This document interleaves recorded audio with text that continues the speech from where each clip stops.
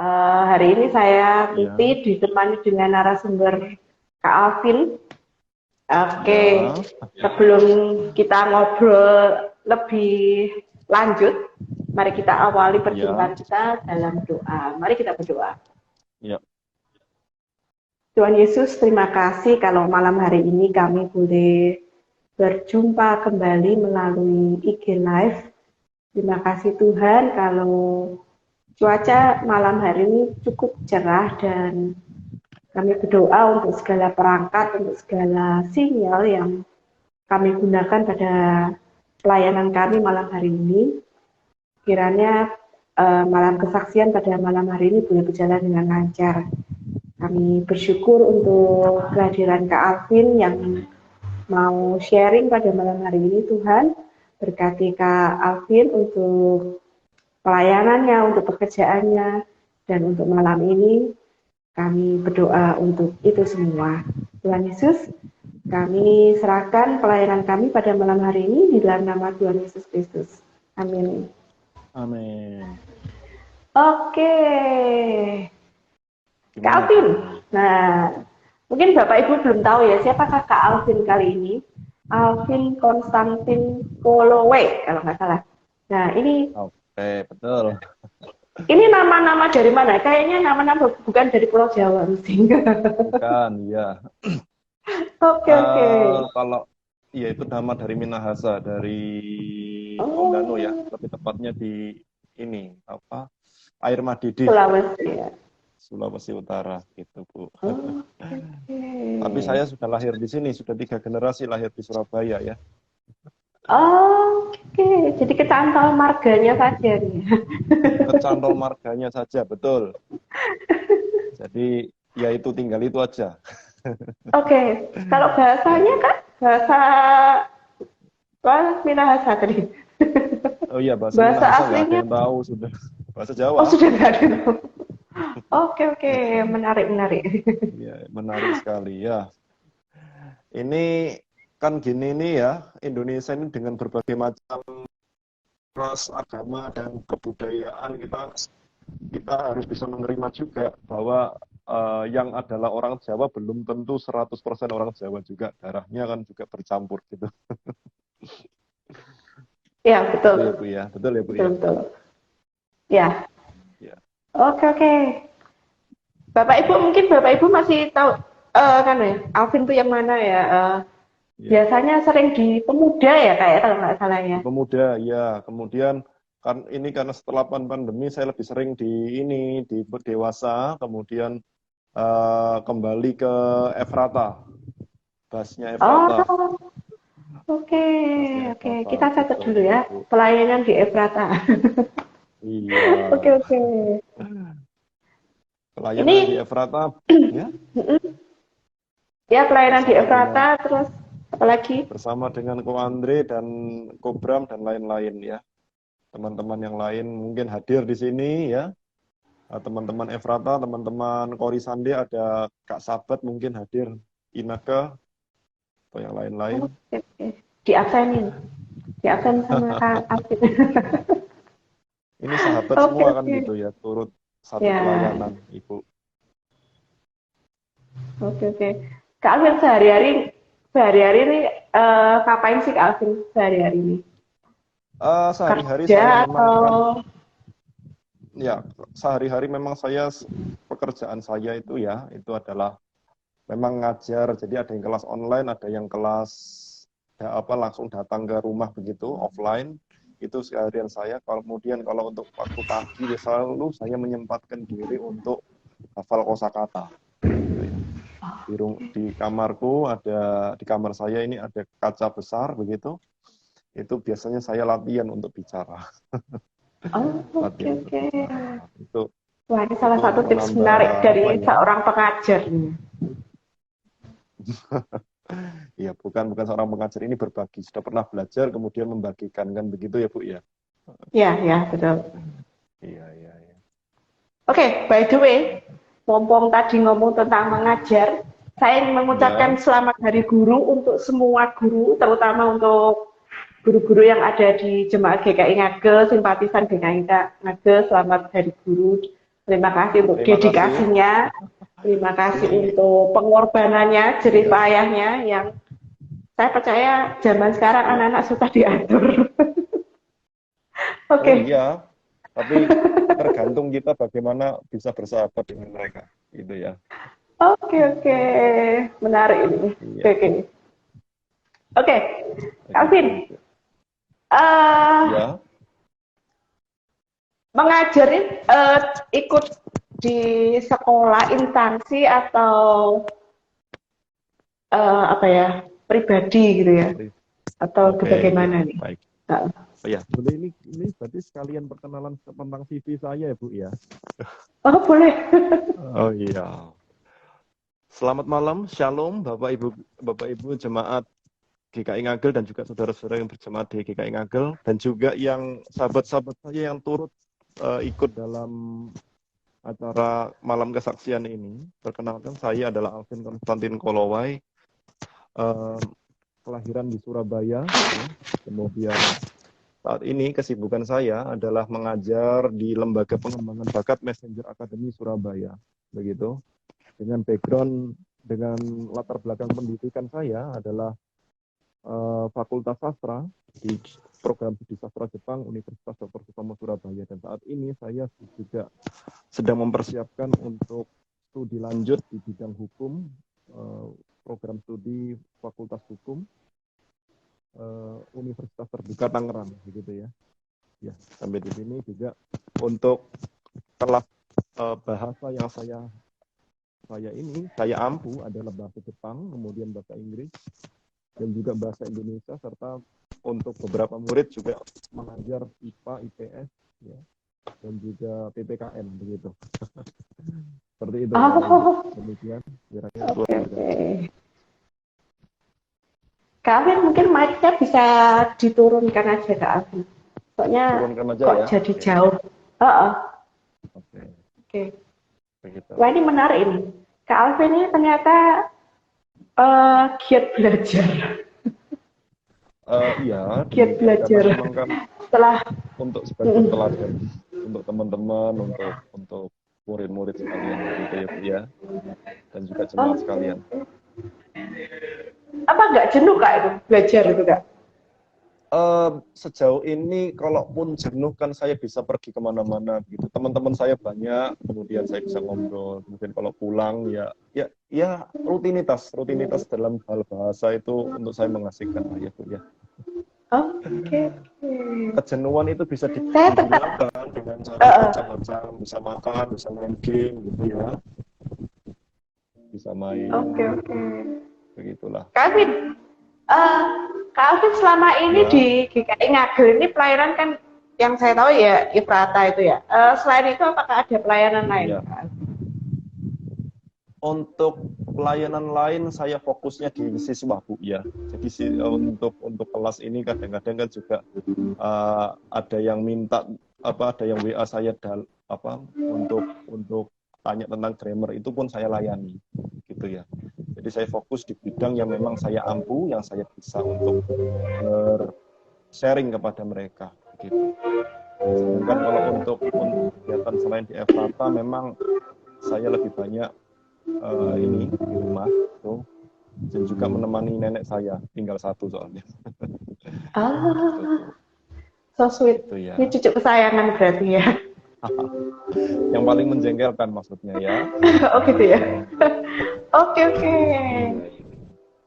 Nah, Kak Alvin, eh Iya, selama pelayan di Efrata nih ya, eh, iya. kira-kira ada nggak sih yang bikin apa ya, bikin mangkel atau bikin apa ya, mungkin sekedar bosan atau mungkin kecewa. Ada kekecewaan nggak sih selama pelayanan?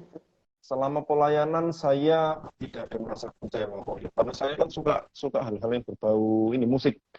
Untuk teman-teman juga orangnya welcome ya, ibu-ibu dan juga jemaat. Jadi saya rasa bagus juga untuk saya bersosialisasi, dan saya rasa nggak ada masalah untuk teman-teman dan juga bersama dengan teman-teman, gitu. Oke, oke. Iya. Kak Alvin kayaknya isi going banget ya. enggak Bu, kadang-kadang juga ada sesuatu yang saya juga harus dealing ya, harus berkompromi dengan situasi yang kurang baik, biasanya begitu. Oke, oke. Ada pengalaman menarik enggak selama pelayanan ini? Yang sangat menarik, yang tidak pernah terlupakan. Banyak banget, boleh diceritakan semua, Pak. Banyak, ada beberapa. Jadi gini, saya izin juga sering di sini ya. Ini mungkin juga perjalanan mengapa saya jadi guru privat begitu ya, Ibu ya. Ya, jadi begini. Ketika saya mengambil jurusan sastra Jepang itu, ketika saya lulus, saya nggak tahu mau kemana. Saya nggak tahu gimana caranya punya kerjaan, karena memang pada saat kuliah saya tidak berpikir, oh cari kerja itu sulit, itu tidak saya terpikir seperti itu. Yang saya pikirkan adalah yang penting kuliah cepat selesai, begitu ya.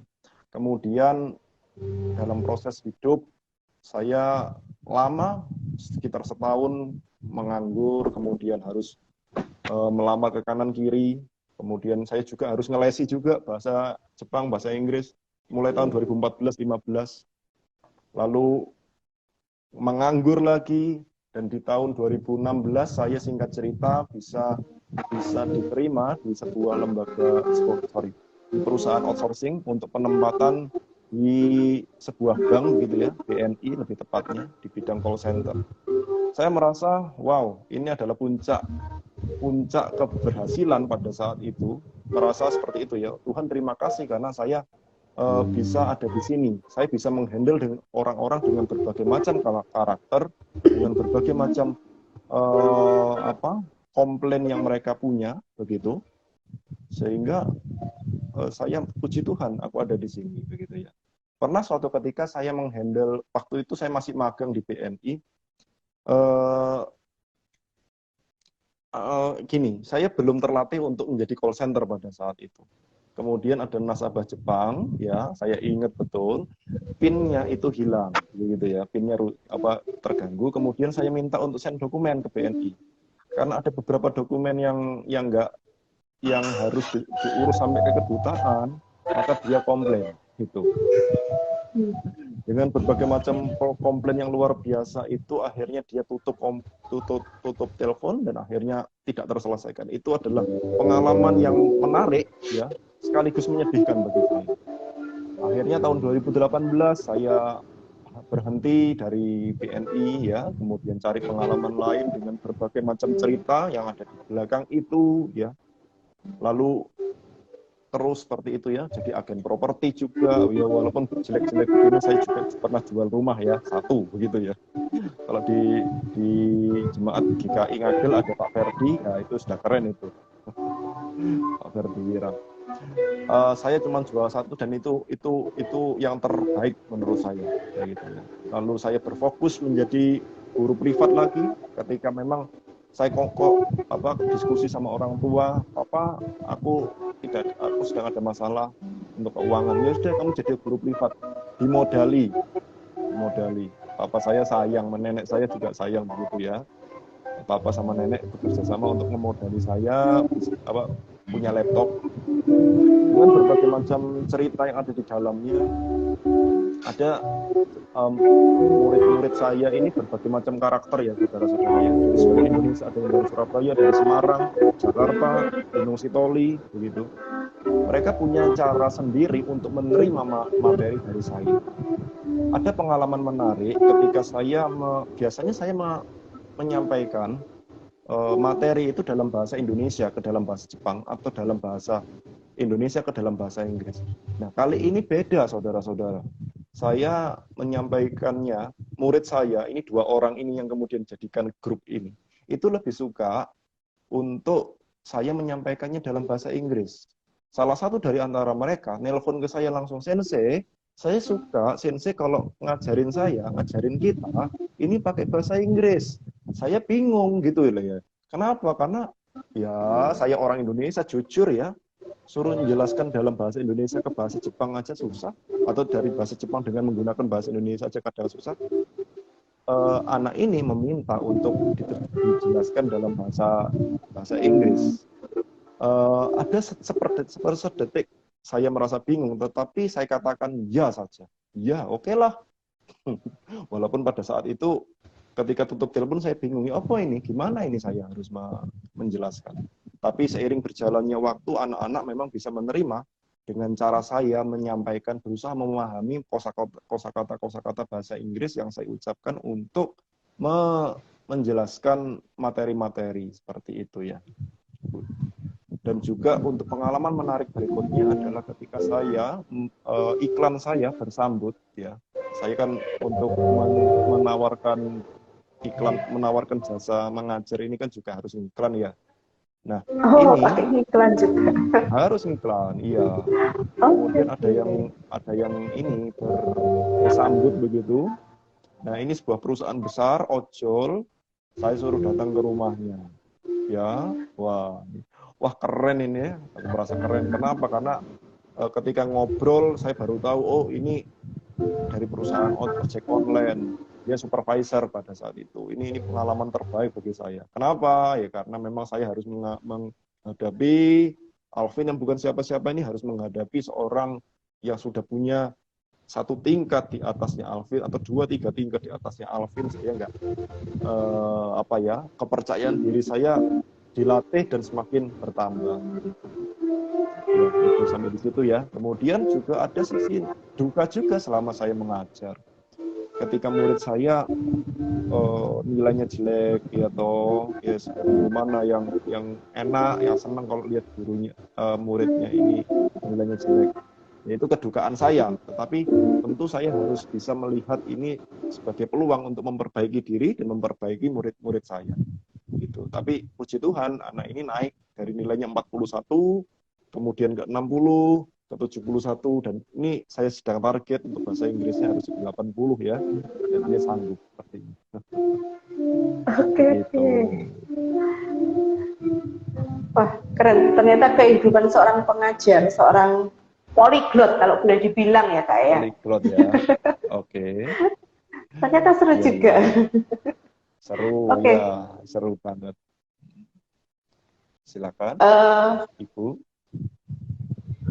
Dalam seminggu ini ngajar berapa murid Kak kalau dalam seminggu? Sampai hari ini ada 9 murid yang saya ajar, baik dari sisi murid saya pribadi yang datang kepada saya secara pribadi, ataupun yang didatangkan oleh kantor saya, Messenger Academy.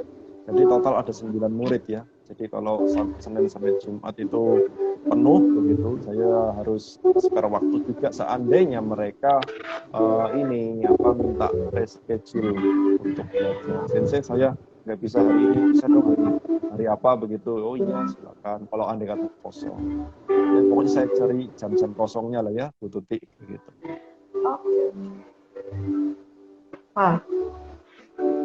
Seminggu 9 kali. Itu 9 anak 9 kali atau seminggu 2 kali atau 3 kali? Itu gini, ada yang seminggu 2 kali, ada yang seminggu sekali, begitu. Pokoknya Senin sampai Jumat ini lumayan penuh jadwal saya, Bu. Begitu.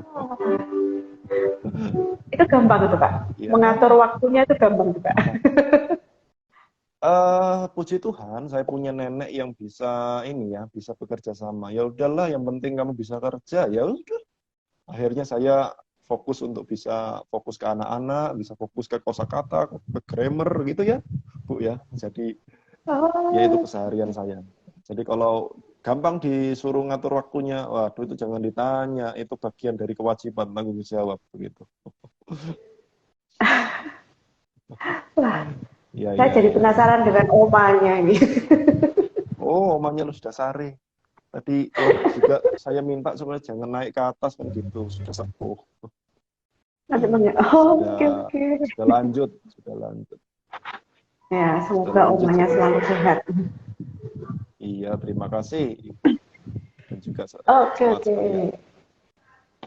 Kak, hari ini kan mengambil judul bahasa, saya sampai lupa, bahasa untuk berkarya ya. Iya, dalam berkarya, untuk melakukan pekerjaan Allah, karya Allah gitu ya. Iya.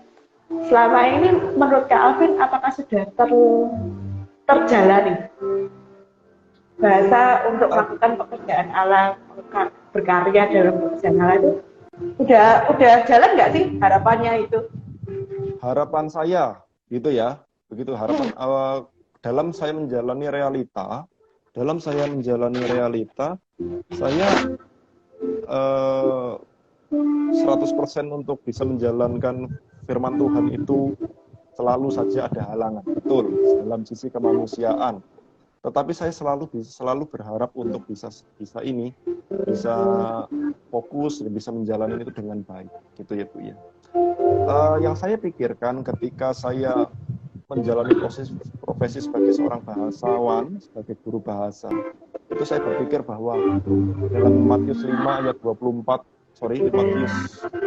ayat 14-30 yang berkisah tentang perumpamaan talenta itu, saya bercermin di situ. Saya adalah seorang hamba yang harus mengembangkan talenta yang saya punya. Saya nggak bisa iri terhadap orang lain yang saya rasa bahwa talentanya lebih bagus, lebih keren, penghasilannya lebih bagus.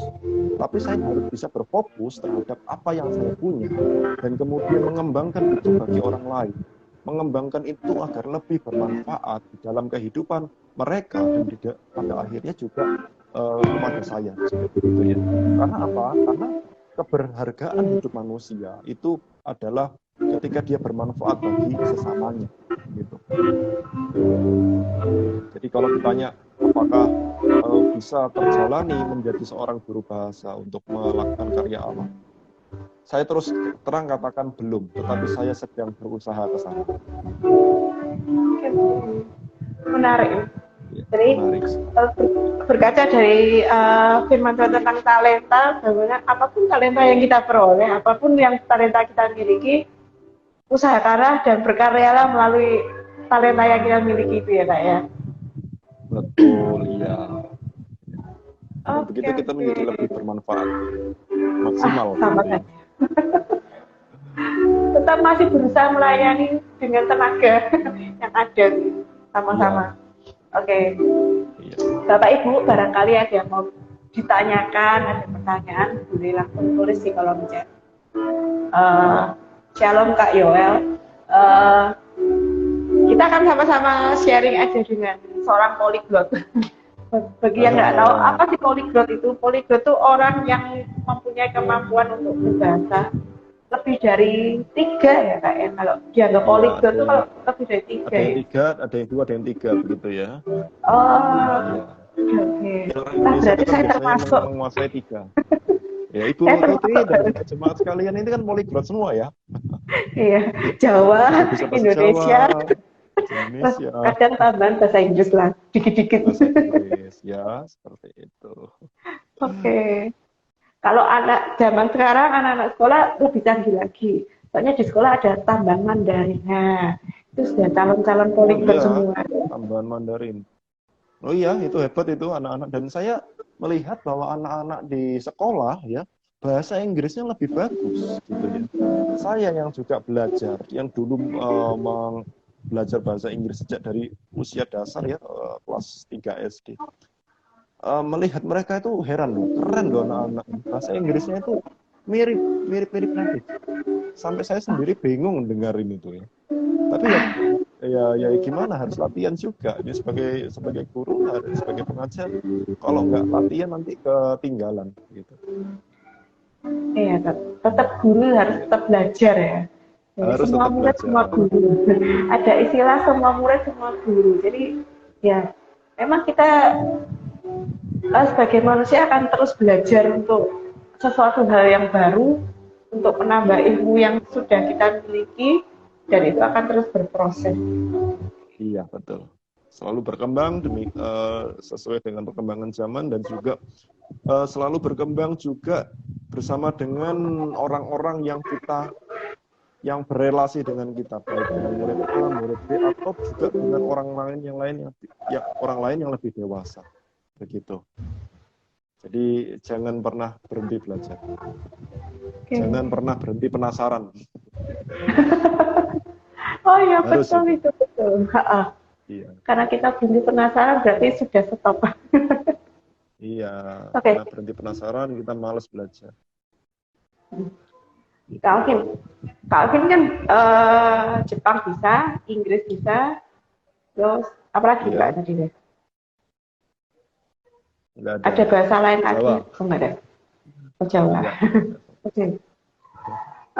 Gimana sih Kak tips-tipsnya belajar bahasa? Soalnya kalau saya ngambil posisi sebagai murid ya, aduh bahasa Ya, Jepang itu tulisannya kayak ini mungker-mungker kayak gitu ya.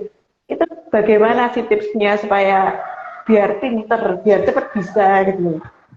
ya. Saya contohkan ini ya. Ini huruf hiragana bahasa Jepang dulu ya.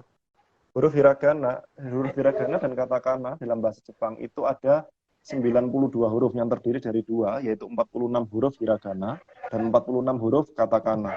Nah, dulu ketika saya pertama kali belajar huruf hiragana, ya ini 5 yang saya ambil ya dari 92 huruf. Ini yang saya hafalkan. Setiap hari nulis. Setiap hari nulis. Ini A ya. Kemudian ini I, ini U, ini E, ini O. Ini setiap hari harus ditulis, harus rutin gitu ya. Karena kalau nggak gitu lupa nanti. Dan uniknya bahasa Jepang itu kan pelafalannya itu sama dengan bahasa Indonesia. Contoh, kata ra di dalam bahasa Jepang itu adalah dibaca ra di dalam bahasa Indonesia. Sehingga ketika saya belajar bahasa Jepang, itu kata-kata bahasa Indonesia saya tulis bahasa Jepang. Contoh, saya baru. Nah, kemudian saya tulis sa itu bagaimana ya huruf hiragananya, ya bagaimana ya huruf hiragananya, ba bagaimana ya huruf hiragananya, ru bagaimana, oh gitu. Nanti saya buat kalimat-kalimat seperti itu.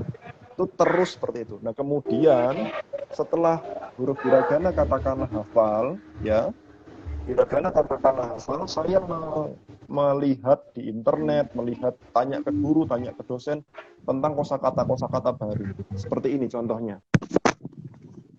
Nah, seperti ini ya. Nah, ini dibaca nimotsu yang artinya adalah barang bawaan ya. Kalau kita naik pesawat ada bagasinya itu bahasa Jepangnya adalah nimotsu. Kemudian ini dibaca iye, itu artinya adalah rumah ya. Kemudian ini adalah watashi yang artinya adalah saya. Nah, menghafal kosakata itu sesuatu yang penting. Karena di dalam bahasa ada 3 aspek penting, yaitu bicara, mendengar, dan menulis. Dan 3 hari itu harus kita lakukan dalam hari. Begitu ya, setiap hari. Ini dalam bahasa Jepang, kemudian saya juga, karena saya ngajar grammar, fokus saya di grammar bahasa Jepang, bumpoteki kalau bahasa Jepangnya ya. Itu saya seringkali membuat membuat kalimat-kalimat pendek berdasarkan pada grammar yang baru saya ajarkan. Contoh, grammar yang baru saya ajarkan adalah toomoimas, yang artinya adalah saya berpikir. Saya berpikir bahwa kamu pasti bisa. Watashi wa anata ga dekiru hazu da toomoimas. Seperti itu. Seperti itu. Contoh lagi, saya baru saja mengajarkan tentang ini ya, hogai desu. Sebaiknya demikian. Moshi byoki dattara yasunda hogai desu. Kalau kamu sakit, sebaiknya istirahat.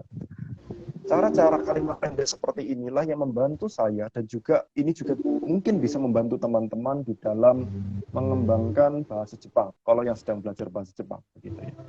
Di dalam bahasa Inggris pun saya juga melakukan hal itu.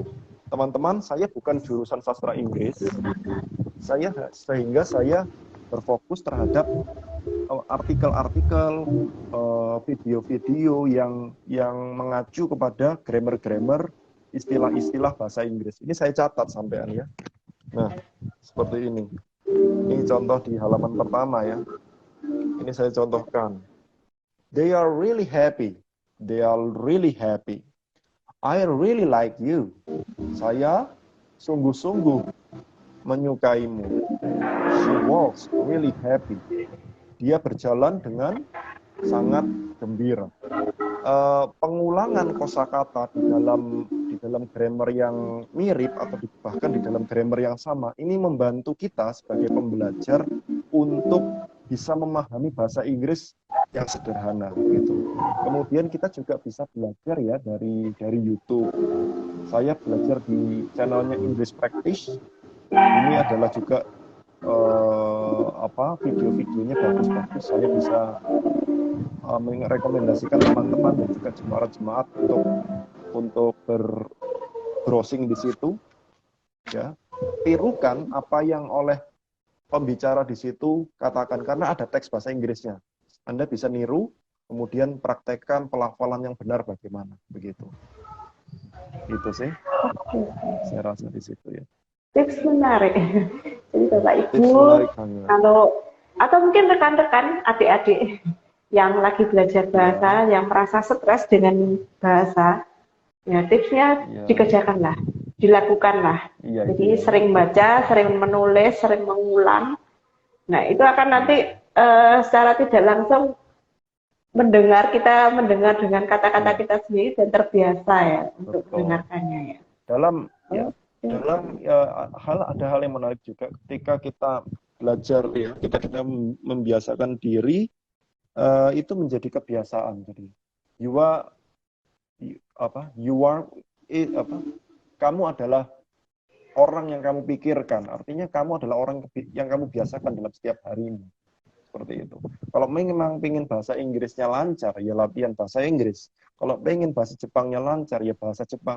Atau kalau pengen lebih gampang, hiduplah di dalam lingkungan bahasa itu. Contoh seperti kita yang adalah orang Surabaya, kenapa kita bisa bahasa Jawa? Karena kita hidup di dalam lingkungan orang-orang berbahasa Jawa. Begitu ya. Gitu. Itu. Ya kan. Ini semoga kira-kira kalau ini teman-teman bisa lakukan, ini bisa works banget ya, sangat membantu untuk perkembangan bahasa Anda begitu sehari-hari. Kalau yang ingin belajar bahasa baru, apapun itu. Oke. Begitu. Ini harus ditekankan bagi kita yang punya anak-anak. Saran saya lebih fokus ke grammar dan ulangi kosakata yang dipelajari hari ini. Masukkan ke grammar itu. Seperti I love you. Berarti kan ada subjek, ada predikat, ada objek. Kemudian subjek, predikat, objek itu diganti. Dan itu diulang-ulang. Nah, sehingga anak akan terus terbiasa untuk bicara, untuk meniru. Seperti itu. Oke. Tips menarik. Akan saya catat itu. Mengingat punya anak-anak. Oke, Kak Alvin, selama jadi pengajar bahasa, pernah nggak sih mengalami murid yang sama sekali tidak ada kemajuan misalnya? Jadi ngajari seperti apapun ternyata ya kayak gitu-gitu aja. Nah, kalau misalnya ada, apa yang harus dilakukan? Oke, betul. Terima kasih untuk pertanyaan ini. Pertanyaannya membantu sekali, bagus sekali ya Bu Tuti ya, dan ini saya apresiasi sekali. Saya belum pernah menghadapi anak yang tidak ada kemajuan. Saya selalu berpikir baik bahwa anak ini sebetulnya bisa. Berarti sayanya yang harus memperbaiki cara saya mengajar begitu ya. Perlu saya tekankan bahwa kalau andai kata seorang murid belajar dan dia tidak ada kemajuan, itu yang perlu diperbaiki adalah gurunya dulu. Caranya memperbaiki, yang harus diperbaiki orang pertama bukan kita negur murid, tidak, tetapi kita harus lihat dulu apakah cara kita yang keliru sehingga anak ini susah untuk memahami begitu ya. Saya mempunyai 2 orang murid bahasa Jepang yang mana oleh kantor anak 2 ini dijadikan satu kelas 2 SD, satu kelas 2 SMP, kelas 8. Nah, yang kelas 8 SMP ketika dia belajar, saya kasih 1 kali 2 kali keterangan, dia langsung ngerti. Karena apa? Karena dia punya minat dan dia belajar di rumah. Sedangkan anak yang nomor 2, yang kelas 2 SD tadi, ini segala sesuatu pengen ditanyakan, sehingga apa yang saya jelaskan dia tidak fokus gitu loh. Ketika saya memberikan kosakata baru, atau jangankan kosakata baru, huruf baru, dia susah untuk memahami. Akhirnya apa yang terjadi? Ketinggalan yang kecil ini, si anak yang kelas 2 SD. Kecewa? Ya, tetapi saya harus berintrospeksi. Apa yang harus saya lakukan? Akhirnya saya konsultasi sama kantor untuk anak ini 2 ini dipisah. Karena kebutuhannya berbeda. Satu pengennya tanya, sedangkan yang satu itu sudah belajar dan pengen memperdalam. Sehingga saya lebih prefer kalau anak 2 ini dipisah begitu. Nah, hasilnya apa? Anak saya atau murid saya yang kelas 2 SD tadi, itu dia bisa lebih fokus. Kenapa? Karena waktunya nggak terbagi sama temannya yang tadi kelas 8 SMP itu. Dan saya juga sebagai pengajar bisa lebih fokus ke dia, karena sesuai dengan kebutuhannya dia, yaitu supaya dia fokus bisa baca, bisa mengerti huruf, dan bisa baca dan mengerti artinya. Begitu sih. Jadi kalau apakah ada yang tidak punya kemajuan? Saya rasa tidak ada. Yang ada adalah maju tapi lambat. Dan di sini cara kita sebagai pengajar lah yang harus diperbaiki. Gitu ya Bu ya. Gitu. Oke. Wah, kita bisa melihat dari sudut pandang seorang guru ternyata. Iya. Ternyata guru itu ya bisa stres ya kalau melihat kayak gini ya ternyata. Lagi kalau misalnya satu kelas, kalau guru yang nggak di sekolah ya, instansi sekolah, ngajar satu kelas, kemampuannya kan beda-beda. Nah, itu lebih pusing lagi kayaknya ya. Oh, lebih capek ya. Oke. Salut buat guru-guru. Handle anak yang sedikit, baru 8 atau 9 orang. Kalau saya dikasih kepercayaan untuk menghandle kelas, mungkin saya yang capek begitu. Sehingga mungkin Tuhan punya rencana lain, sudah handle aja yang 8-9 orang itu satu-satu gitu. Ibu. Oke.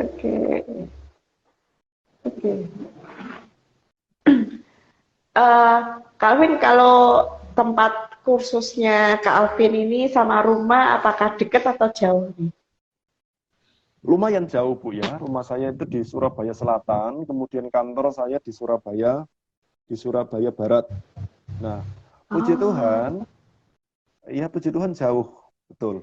Tetapi kan sebagai pengajar saya nggak perlu datang ke kantor karena saya orang lapangan.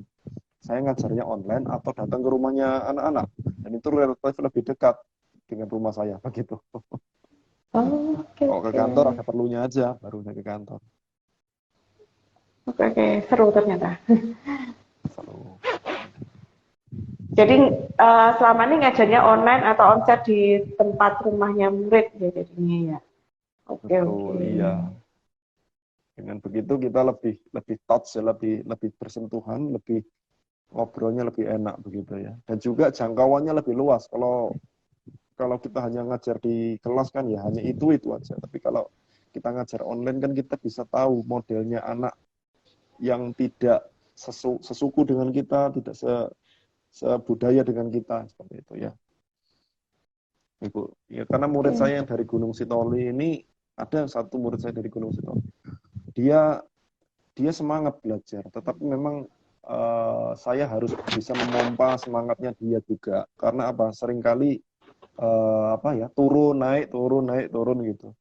Nah, kemudian juga dia enaknya begini.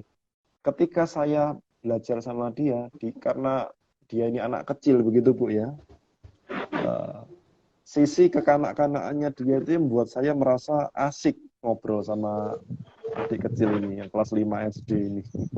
Dengan model seperti itu. Ya, itulah Bu cerita seorang ini ya, pengajar ya. Oke. Nah, ini yang menarik nih. Saya tadi tuh mikirnya kalau misalnya bahasa itu kan kayak Jepang ya misalnya. Kan biasanya pelajaran bahasa Jepang kayaknya dimulai SMP atau SMA ya dan ini ternyata Ya, kok ya ada anak SD juga ya. Ini ada yang SD, betul. kira-kira alasan apa sih anak-anak SD ini sampai mau belajar bahasa Jepang ini? Kalau saya tanyakan, itu karena anaknya milih sendiri. Karena gini ya, eh saya kerja di lembaga pengembangan bakat. Terus terang kalau saya ngiklan sendiri, saya nggak pernah dapat itu anak-anak yang masih SD. Nah, lembaga pengembangan bakat saya ini kan mencakup dari anak yang paling SD, TK, begitu sampai dengan usia dewasa. Nah, ketika anak yang kelas 2 SD tadi saya tanya, kamu kenapa kok ngambil bahasa Jepang? Ya, ya suka aja gitu ya. Ya suka aja sensei. Saya suka lihat kalau yang saya sebut saja namanya Gerald itu, dia suka nonton film bahasa Jepang, judulnya itu Beyblade Gasing itu loh ya. Nah, itu. Dia suka itu sehingga dia pengen bisa baca tulisan-tulisan gede yang biasanya ada di film kartun itu. Sehingga dia belajar datang ke MA, ke Messenger Academy untuk belajar bahasa Jepang. Ada juga yang hanya sekedar ingin belajar, ya. Tetapi puji Tuhan, walaupun dia hanya sekedar ingin belajar, apa yang saya sampaikan dan apa yang dia hafalkan sampai hari ini, dia bisa baca dan bisa mempraktekkan dengan baik, begitu ya. Apa, dalam hemat saya, dalam pendapat saya seperti itu. Oke. Kesuksesan dalam belajar bahasa itu karena salah satunya juga motivasi ya berarti ya kalau saya Motivasi, boleh ya nangkep ya. semangat, ya. Nah, ya semangat ya. Ya, kita harus datang kepada teman-teman yang tepat, guru yang tepat, media yang tepat, ya, teman-teman yang tepat, guru yang tepat, dan media yang tepat. Harus Nah, itu cari harus yang guru yang tepat. tepat-tepat nih yang kadang-kadang nggak tepat ya. Ya, carilah orang-orang se-server ya, se ini segelombang, satu getaran. Iya. Makanya belajar bahasa Inggris ya seperti itu. Ibu. Oke. Makanya perlu ada komunitas juga ya kayaknya kalau dalam mau Ah, ya. memperdalam bahasa harus ada komunitas ya. Oke, oke. Iya, siapa tahu di GKI Ngagel nanti akan dibentuk ya komunitas polyglot gitu ya. Di komisi Sebenarnya apa? itu Komisi Remu. sebenarnya sebuah tantangan kak. Calvin itu sebuah tantangan juga. Eh, Dulu di awal Ya. saya masuk dinas itu sempat dulu almarhum Pak Bambang itu ada kelas Inggris waktu itu. Ada kelas Inggris Hmm. jadi beliau kasih apa ya?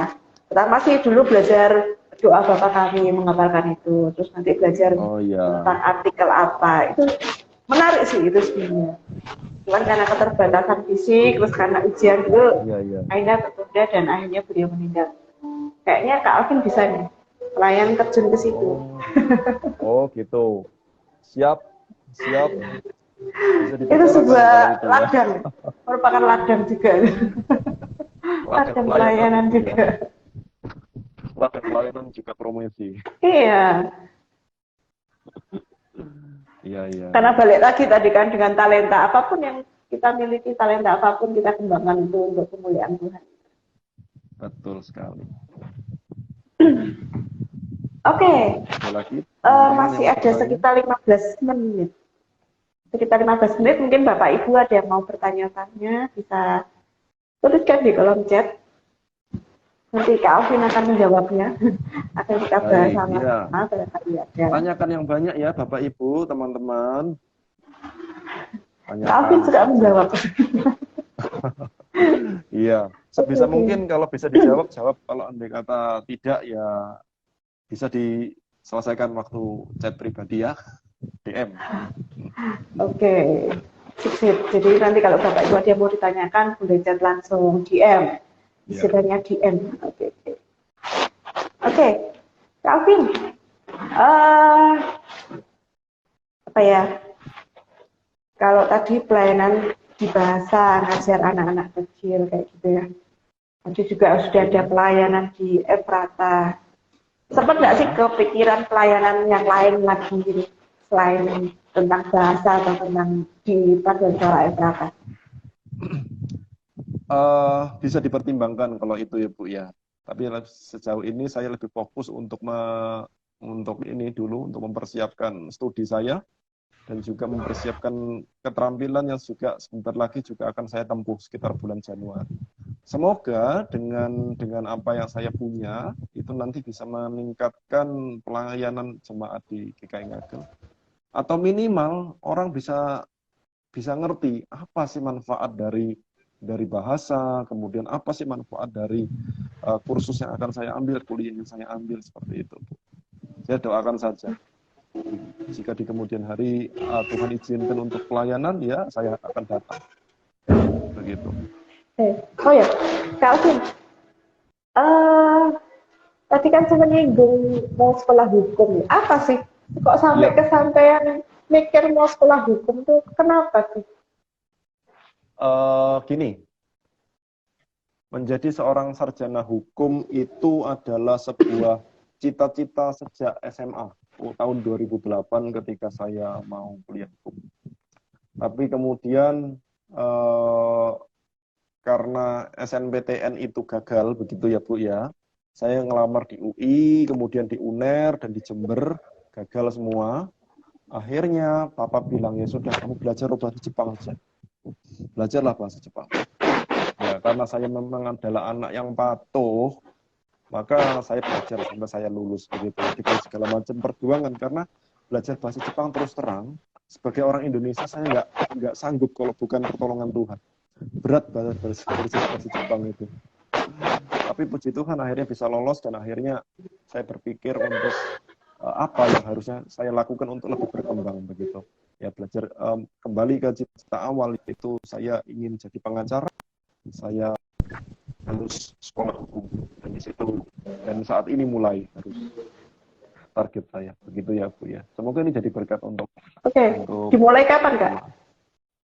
Sekitar bulan Februari. Jadi saya harus siap-siap mempersiapkan baik itu dana, baik itu buku ya, kemudian bukunya tebal-tebal. Tebel ya Bu, bener.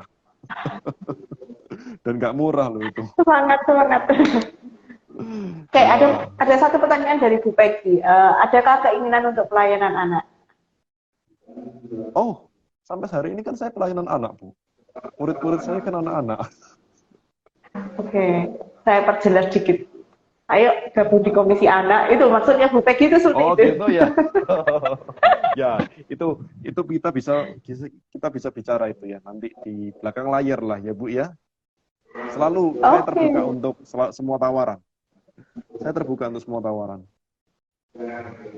Sekiranya itu baik, Peggy bisa kenapa kontak. Oke, siap. Nah, kebetulan sih di komisi anak ini memang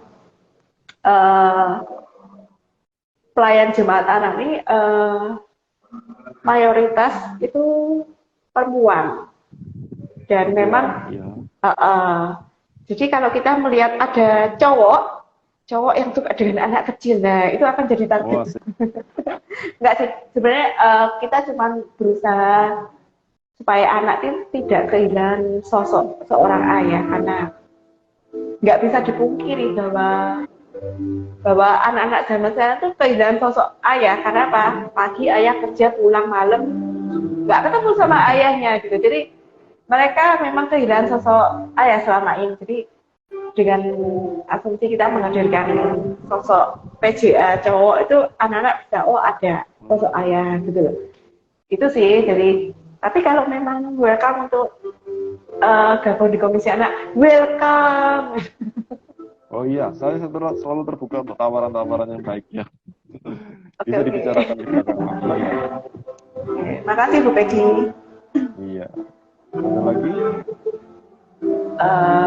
Kayaknya tidak ada pertanyaan lagi sih. Iya. Oke. Alvin, terima kasih untuk perbincangan selama hampir 1 jam. Iya, menarik. Saya juga terima kasih. Terima kasih. Saya belajar lumayan, mencatat sedikit tentang tips-tipsnya. Jadi saya semoga bisa motivated anak-anak saya. Oh iya, betul. Itu harus. Ya. Ini saya mau kasih gift ke para jemaat yang sudah hadir di sini boleh ya kasih gift dalam hal kebahasaan gitu ya. Saya akan berbicara, lebih tepatnya saya akan membaca sebuah teks baik dalam bahasa Jepang, bahasa Inggris, dan kemudian bahasa Indonesia. Begitu boleh Bu ya? Boleh, boleh. Masih ada waktu. Masih ada waktu. Permisi, ini kok ada suara gangguan musik ya? Iya, maaf saya ada di konsesori gereja hari ini dan di sebelah ada lagunya. Siap. Oke. Oke, begitu ya. Ini teman-teman sudah siap ini Ibu Peggy dan juga untuk yang lain untuk membantu Anda, ya, apalagi Jessica, halo, Mami Fani, ya, Nina, kemudian Bapak Kennedy dan semua ya yang hadir di sini saya ucapkan ya Mbak Rika Ratulangi, semua yang hadir di sini saya ucapkan terima kasih. Kiranya ini memberkati kalian semua, Bapak Ibu sekalian.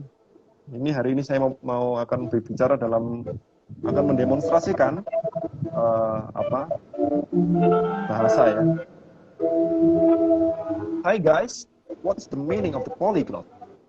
Polyglot is the people who can speak in multiple languages in the world. Almost of the Indonesian people are a polyglot. Let me tell you, when a baby comes to the world, their parents will teach them a local language they are using, such as Javanese, Sundanese, Bataknese, Minahasanese, and so on. When they growing up, become children, they go to school and begin to learn Bahasa Indonesia with the teachers and friends. The school also teach them English during school, start from primary school until senior high school. And right now, they can speak at least 3 languages in the world. Local languages, Bahasa Indonesia, and English. Therefore, I say that almost of the Indonesian people are a polyglot. Minasan, polyglot wa nan desu ka? Sono tsumon wa yoku iwarete imasu. Polyglot wa iroiro na gengo gaku ga wakaru toいう人です。2つ、3つのがわかるという人です。インドネシア人は大体ポリグロットだと思います。例えば、赤ちゃんが生まれたとき、赤ちゃんは両親に現地語を教えてもらいます。例えば、ジャワ語やスンダ語やミナーサ語やバタ語などです。年齢につれて子供は学校へ行って先生と友達と一緒にインドネシア語を勉強しています。学校でも英語を勉強しています。今、その子は3つ言語学がわかる。先ほど申し上げたように、インドネシア人は2つ、3つ言語学がわかるから、ポリグロットだと言いました。Halo teman-teman, apakah polyglot itu? Pertanyaan ini sering ditanyakan. Polyglot adalah orang yang mampu memahami beberapa bahasa di dunia. Sebagian besar orang Indonesia adalah polyglot. Mengapa demikian? Ketika seorang bayi baru lahir, orang tuanya akan mengajarinya bahasa daerah yang biasa mereka pakai di daerah asal, seperti bahasa Jawa, bahasa Sunda, bahasa Minahasa, Batak, dan lain-lain. Saat mereka tumbuh menjadi anak-anak, mereka pergi ke sekolah dan mulai belajar bahasa Indonesia bersama guru dan teman-teman. Di sekolah, mereka pun diajarkan bahasa Inggris sejak sekolah tingkat dasar hingga menengah atas. Sekarang, anak-anak itu telah menguasai 3 bahasa, yaitu bahasa daerah masing-masing, bahasa Indonesia, dan bahasa Inggris. Sehingga tepatlah seperti yang saya katakan tadi, bahwa sebagian besar orang Indonesia adalah polyglot, sebab mereka telah menguasai 2 sampai dengan 3 bahasa di dunia. Terima kasih. Terima kasih. Wah, keren ya orang Indonesia ternyata kita sama polyglot. Iya, Minimal orang dua, Indonesia itu minimal dua ya. minimal Minimal 2 dua ya. Indonesia.